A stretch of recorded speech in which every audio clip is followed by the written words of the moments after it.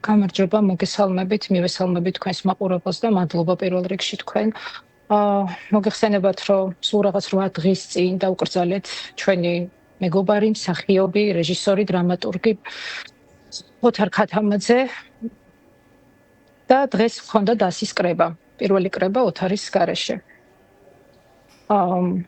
მობრძანდა ჩვენი სამხატვრო ხელმძღვანელი დირექტორი ბატონი ნუკრი ქანთარია, რომელიც არ იყო, არ ბრძანდებოდა, ოთარ ქათამაძე გარდაცვალებამდე იყო ერთი თვე ძალიან მძიმე მდგომარეობაში, მთელი საქართველო გაერთიანდა და იყო ჩვენს გვერდით, მაგრამ ბატონი ნუკრი ქანთარია ჩვენს გვერდით არ ყოფილა.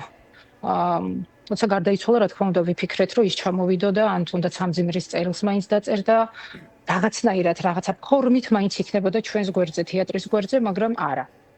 დღეს როდესაც გქონდა შეხვედრა დასის კრება, სადღაც კიდევ ვფიქრობდით, რომ ეს ყველაფერი დაიწყებოდა ბოდიშით, ან წუთიერი დუმილით, არ ვიცი და უცებ ეს ადამიანი საუბარს იწყებს გასტროლებზე, სამომავლო გეგმებზე, თითქოს ეს ყველაფერი არც მომხდარა. და რა თქმა უნდა, დასში ამან გამოიწვია ძალიან დიდი გაბრაზება, უთანხმოება, ჩვენ ისედაც ძალიან გაბრაზებულები ვიყავით, იმიტომ რომ არ ვიცი ამ ყველაფერს რა დავარქვა, ეს არის ამორალური საქციელი და როდესაც ჩვენ საუბრობთ თეატრზე, იქვე საუბრობთ მორალზე და უბრალოდ არ ვიცი ამ ადამიანთან ამ ყველაფრის მერე როგორ უნდა დაუჭდე და საერთოდ რაზე უნდა ვილაპარაკო, იმიტომ რომ მან შეურაცხყოფა მიაყენა დას, თეატრს, მის ოჯახს, მსახიობებს, ბათუმს, ბათუმელებს, ბათუმელ მაყურებელს, აქ მარტო ჩვენ არ ვდგავართ, ბათუმელი მაყურებელი დგას ჩვენს უკან და მათ ძალიან აინტერესებთ ამ ყველაფერზე პასუხი. და როდესაც ეს პასუხი მოვისმინეთ, რა თქმა უნდა, ის გავარდა.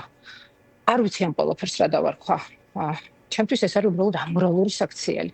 იცით, მე ცოტა მეუხერხულებად ქალბატონ თათია რო ვიკითხო, მაგრამ აი მიზეზი რა იყო, აი რა როგორ შეიძლება აიხსნას მისი მხრიდან რაღაცნაირად აი არ შემჩნევა ამ ამბის, აი როგორც თქვენ ყვებით.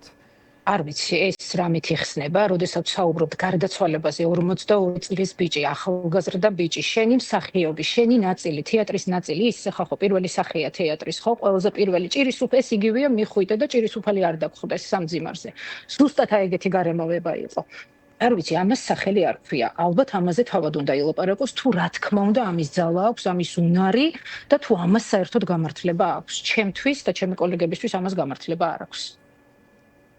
კი ბატონო, გასაგებია.